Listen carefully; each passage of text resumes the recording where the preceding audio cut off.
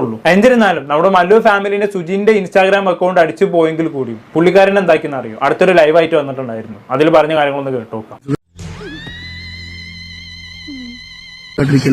നമ്മുടെ ഗെയിം അതായത് അക്കൗണ്ട് പോയപ്പോ കുറെ മറ്റേ ഗെയിം ലിങ്ക് ആയിട്ടില്ല, പേയ്മെന്റ് ഇട്ടിട്ടുണ്ടായിരുന്നു, അതിൽ ഒന്നും ചെയ്യാൻ പറ്റില്ല എന്നൊക്കെ പറഞ്ഞ് കുറെ പേര് മെസ്സേജ് അയക്കുന്നുണ്ടായിരുന്നു. അപ്പൊ അവർ വേണ്ടിയിട്ട് നമ്മൾ വാട്സ്ആപ്പ് ചാനൽ ഉണ്ട്. അപ്പൊ വാട്സ്ആപ്പ് ചാനലിന്റെ ലിങ്ക് ഞാൻ ബയോയിൽ കൊടുത്തിട്ടുണ്ട്.